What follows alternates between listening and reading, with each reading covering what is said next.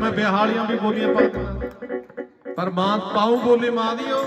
नचना तुसी ना जे ब्याह करके नचना घरे मुंडे दा ब्याह होवे फिर बहुत नच लेने पर इत्थे शर्म कर जाने